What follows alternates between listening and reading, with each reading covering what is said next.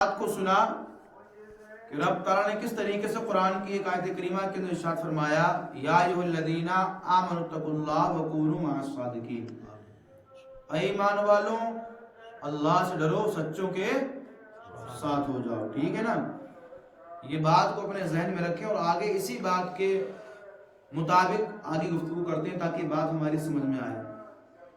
دیکھیے، سب سے بڑا اللہ رب العزت وحدہ لا شریک ہے، اس کی ذات سب سے اعلیٰ ہے، اور نبی کریم کی ذات اللہ کی ذات کے بعد سب سے زیادہ بلند ہے، اللہ کی ذات کے بعد۔ ایک شاعر نے اسی انداز میں کہا ہے کہ جب اللہ تعالیٰ کی حمد ہو، دیکھیے اللہ تعالیٰ کی تعریف کو حمد کہتے ہیں اور نبی کی تعریف کو نعت کہتے ہیں۔ اللہ کی تعریف کو حمد کہتے ہیں، نبی کی تعریف کو نعت کہتے ہیں، اور جب کسی بزرگ کی محبت میں، اس کی رفعت میں اشعار پڑھے جائیں تو اس کو منقبت کہتے ہیں۔ کیا کہتے ہیں؟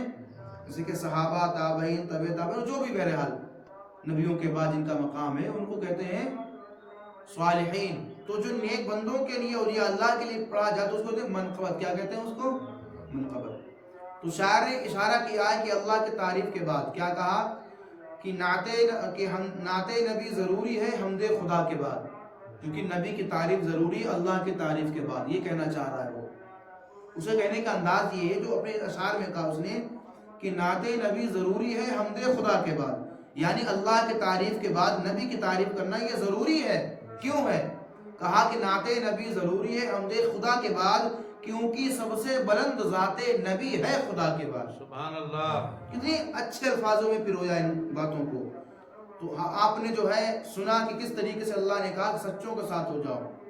آج ہم سب سے بڑے سچے، ہم سب کے آقا جن کی امت میں ہم پیدا ہوئے، رسول کریم کی بارگاہ میں کچھ ان کی تعریف و توصیف بیان کرنے کی کوشش کرتے ہیں۔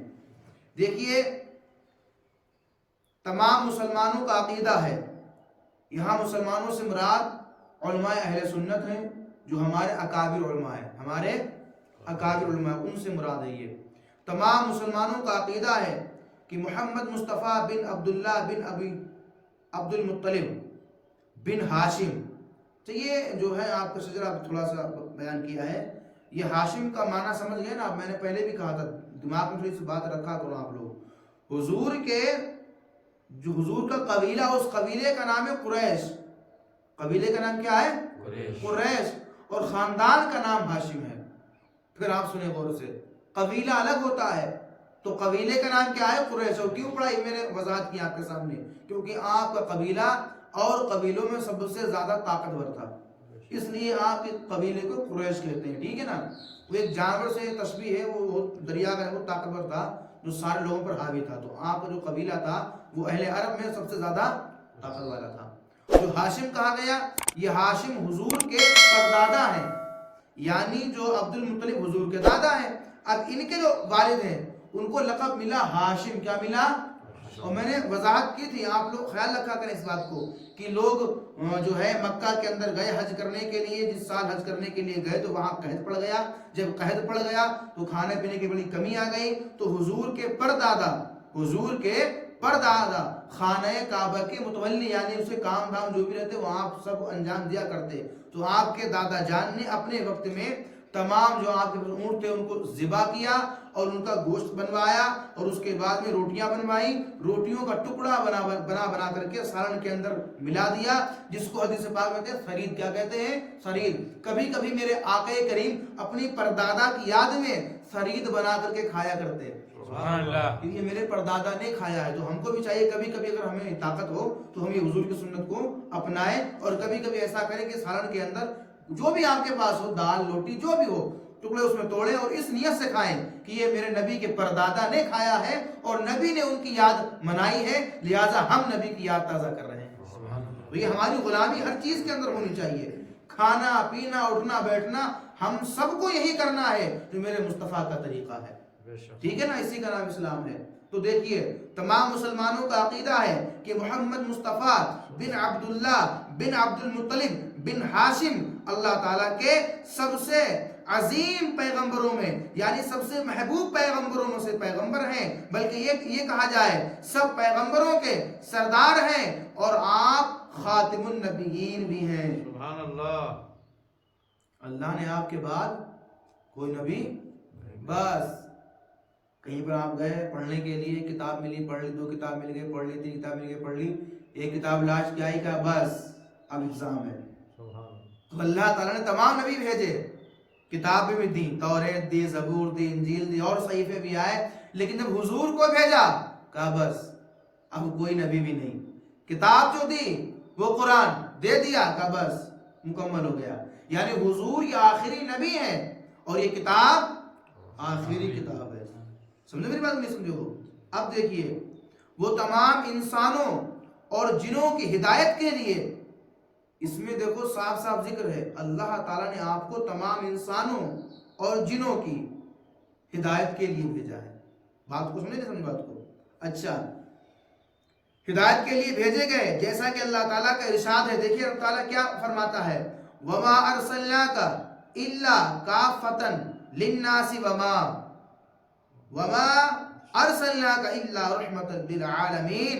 ہم نے آپ کو، محبوب برحق کے بارے میں کہا گیا، ہم نے آپ کو سارے انسانوں کی ہدایت کے لیے بھیجا۔ سبحان اللہ۔ اور یہاں کہ ہم نے آپ کو سارے جہان والوں کی، کہ 2 آیتیں یہاں پر پیش کی ہیں نا۔ پہلی کیا تھی؟ وَمَا أَرْسَلْنَاكَ إِلَّا كَافَّةً لِلنَّاسِ، یعنی اے محبوب ہم نے آپ کو تمام انسانوں کی ہدایت کے لیے بھیجا، اور آگے کہا وَمَا أَرْسَلْنَاكَ إِلَّا رَحْمَةً لِلْعَالَمِينَ، اے محبوب ہم نے آپ کو سارے جہان والوں کے لیے رحمت بنا کر بھیجا۔ سبحان اللہ۔ یہ آپ تھوڑا اندازہ لگائیں اس بات کا، اللہ نے یہ نہیں کہا صرف انسان کے لیے، اس انسان اس کے لیے، سب کے لیے۔ عرب کے اندر بڑا خرافاتیں اس دور میں بھی تھیں، کالے گورے میں بھید تھا بہت زیادہ، آج بھی ہے کچھ جگہوں پر، امریکہ یا ویشنو وغیرہ وغیرہ نے۔ نبی نے اس ماحول کو توڑا اور سب کو ایک صف میں کھڑے ہونے کا موقع دیا۔ سبحان اللہ۔ اسلام یہ تھوڑی کہا کہ ہم نماز پڑھانے کے لیے کھڑے ہو گئے اور کسی کا انتظار کریں کہ بادشاہ کوئی آئے فلانا ہے تو ہم کھڑے ہوں، نہیں، جو حکم رب تعالیٰ کا ہے وہی ہے۔ تو اس میں کوئی فرق ہے ہی نہیں، غریب آئے گا وہ کھڑا ہوگا، امیر آئے گا اس کے بغل میں کھڑا ہوگا، کوئی کسی پر فوقیت نہیں ہے۔ جو پہلے آئے گا وہ آگے کھڑا ہوگا، وقت کا بادشاہ کیوں نہ آ جائے، جو بعد میں آئے گا بعد میں کھڑا ہوگا۔ کسی کے لیے اسپیشل نمازی نہیں ہوگی۔ اگر کوئی امام یہ کر بھی دے تو خارج ہے معاملہ، ہے ہی نہیں اس کے لیے امامت کا مطلب۔ وہ ایسا کرے اپنے جھولے سے اٹھائے اور دوسرا کام کرے، امامت کے لائق وہ نہیں ہے۔ سمجھے اس بات کو؟ تو شریعت کے مطابق چلے۔ وہ آگے کیا کہا؟ ابن امامہ روایت کرتے ہیں کہ حضور نے فرمایا اللہ تعالیٰ نے مجھے سارے پیغمبروں پر بزرگی، یہ لفظ آ گیا یہیں پہ لفظ، سارے پیغمبروں پر کیا ہے؟ بزرگی۔ اب مطلب نہ سمجھو کہ بزرگی مانے بڈھا ہو گیا، عمر دراز ہو گیا، بلکہ بزرگی ایک مرتبہ ہے، یعنی فوقیت، بلندی، اعلیٰ مقام۔ نبی یہ فرماتے ہیں کہ مجھے اللہ تعالیٰ نے تمام نبیوں پر بزرگی یعنی فضیلت بخشی ہے۔ سبحان اللہ۔ یعنی فضیلت، یہ حضور کا مقام ہے۔ یہ تو بزرگ کا معنی کیا ہو گیا؟ بلند مرتبے والا، اعلیٰ مقام والا۔ اسی لیے جو اللہ والے ہوتے ہیں نا، بزرگ کہتے ہیں کیونکہ وہ اللہ والے ہیں، ان کا مقام بلند ہے۔ قرآن کا قرآن مجید، مجید کے معنی بزرگ، بزرگ کے معنی بلند، بھی تو بلند ہے نا، تو یہ بلندی کے مرتبے پر ہے، تو کہا بزرگ قرآن۔ کون سا قرآن؟ یعنی وہ کلام جو بزرگ ہے، جو بہت اعلیٰ ہے، جو بہت اعلیٰ ہے۔ ٹھیک ہے نا؟ آگے دیکھیے، اور 4 چیزوں کے ساتھ مجھے بھیجا ہے۔ نبی نے کیا کہا؟ مجھے 4 چیزوں بالخصوص بھیجا ہے۔ کہا کے لیے؟ فرمایا اللہ تعالیٰ نے مجھ کو معجزے عطا کر کے بھیجا ہے۔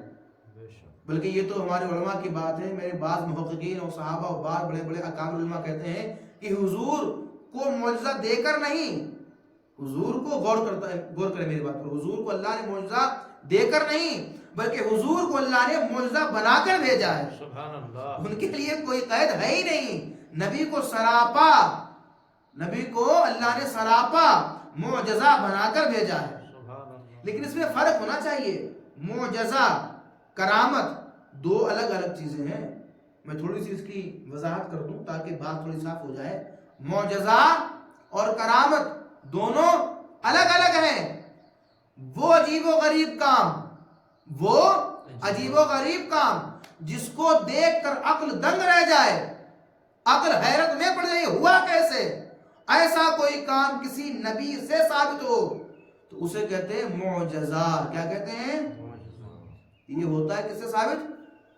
نبیوں سے. کس سے ہوتا ہے؟ نبیوں سے. یہ بات دماغ میں رکھنا. دوسری بات, کرامت کسے کہتے ہیں؟ وہ عجیب و غریب کام جس کو عقل دیکھ کر دنگ رہ جائے. اگر یہ کام کسی اللہ کے نیک بندے کسی ولی سے ثابت ہو اس کو بولتے ہیں کرامت. کیا بولتے ہیں؟ دیکھیے دھوکہ ہو جاتا ہے کبھی کبھی, بولنے ہم سے بھی غلطی ہو جاتی ہے, بھائی انسان ہے نا سب کے سب. تو یہ بات کبھی دھوکے میں اگر آپ بول گئے کہ فلا نعوذ باللہ جو ہے ولی کا یہ معجزہ ہے, دھوکے سے بول گئے, تب توبہ کر لیں, معاف ہے, وہی پر توبہ کر لیں, اللہ تعالیٰ معاف. دھوکے سے نکل گئی بات بھائی. لیکن اگر جان بوجھ کر انسان کوئی کہہ دے گا کہ معجزہ ولی کی طرف اور کرامت نبی کی طرف, یعنی الٹا کر دے, تو کہتے ہیں جان بوجھ کر یہ جملہ استعمال کرنے والا دائرے اسلام سے ہی باہر ہو گیا. یہی ہوتی ہیں حدیں. کیا ہوتی ہیں؟ پہلے بھی کہا تھا نا کہ حدوں میں رہو. کائے میں رہو؟ حد میں. اپنی حد میں اپنی اوقات میں رہ کے ہم بات کریں. اگر اوقات سے باہر ہو گئے گویا کہ شریعت سے ہم باہر ہو گئے. یہ نازک بھی بہت معاملہ ہے.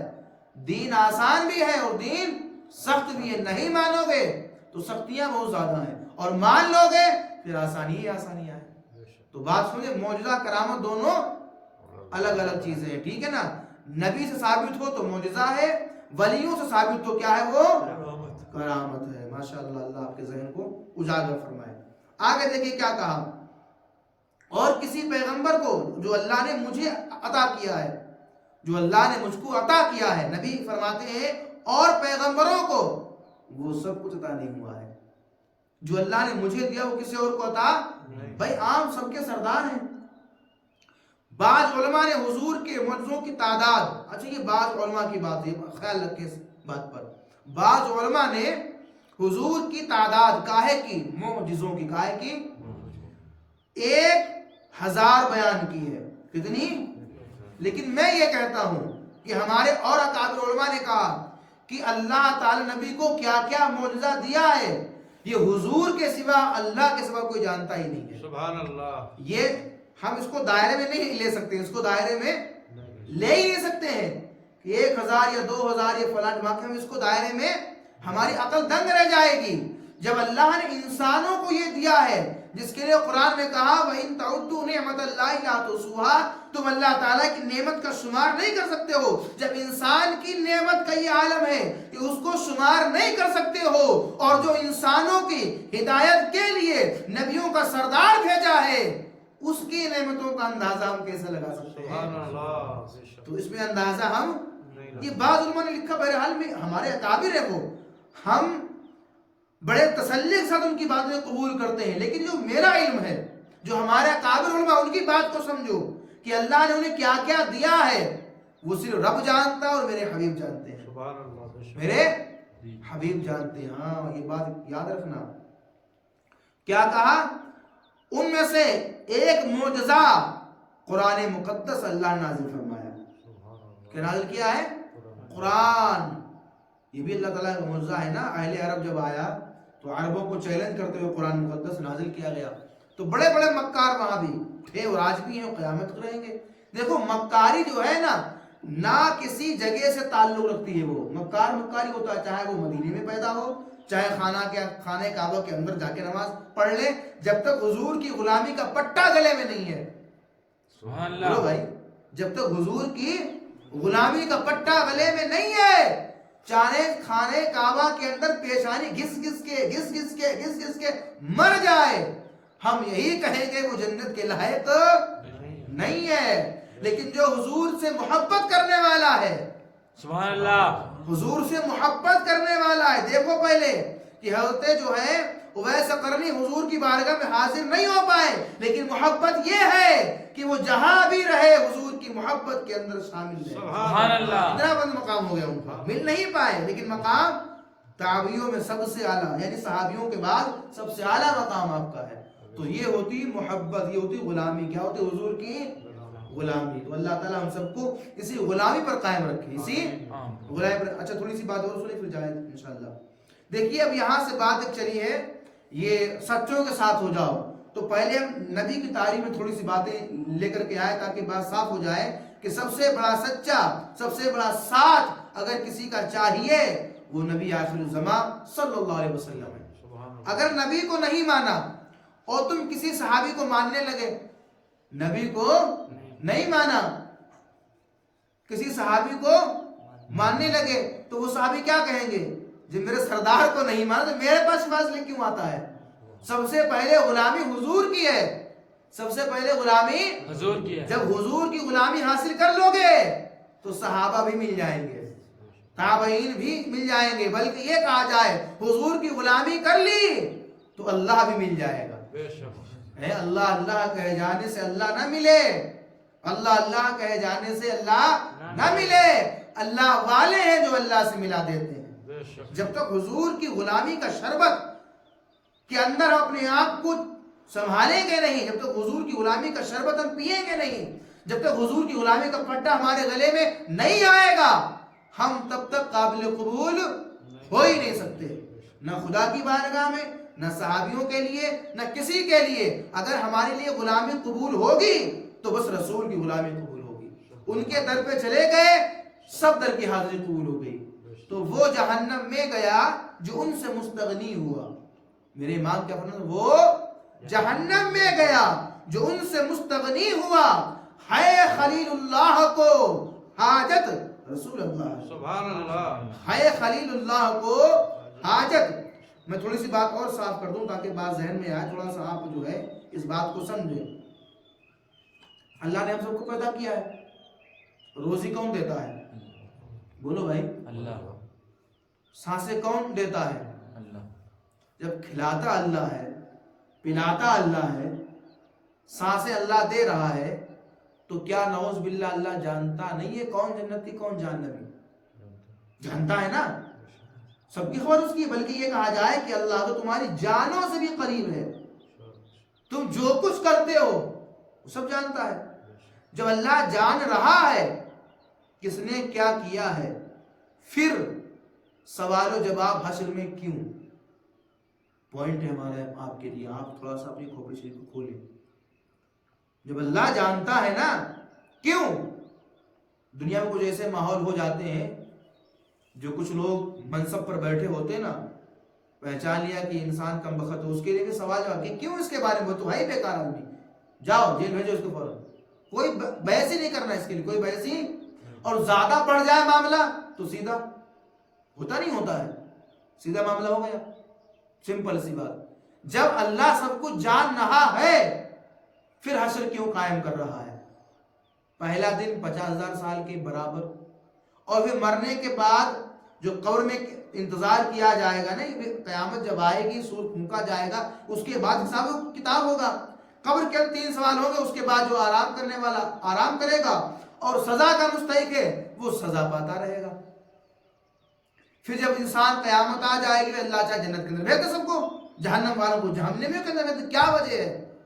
میں بتاؤں، رب تعالیٰ سب کچھ جانتا ہے، لیکن رب تعالیٰ اپنے حبیب کی جلوہ گری کے لیے، سبحان اللہ، اپنے نبی کی جلوہ گری کے لیے، اپنے نبی کے مقام کو لوگوں کے اندر ظاہر کرنے کے لیے، جو گستاخ، جو بدبخت، جو نکمے، نالائق، نمک حرام جو نبی کا کھا رہے ہیں، اور میرے امام کیا تیرا کھائے تیرے غلاموں سے الجھے، کیا خوبصورت بات کہی، نکھار دیکھو بات کے اندر، تیرا کھائے تیرے غلاموں سے الجھے، ہے منکر عجب کھانے گرانے والے، کھا بھی حضور کا رہے ہو اور گستاخی بھی حضور کی سانے، یعنی کھائے بھی اور گرانا، سمجھتے نا آپ لوگ، کھائے بھی اور گرائے بھی، تو حشر کے اندر کیوں کرے گا میرا مولا حساب؟ وہ جانتا ہے جنتی کون جہنمی کون، دکھانے کے لیے کہ یہ رسول کا مقام ہے، نبی جس کو کہیں گے اس کو جنت عطا کی جائے گی۔ سبحان اللہ۔ جس کو بخشش کا پروانہ دیں گے اس کو بخشا جائے گا.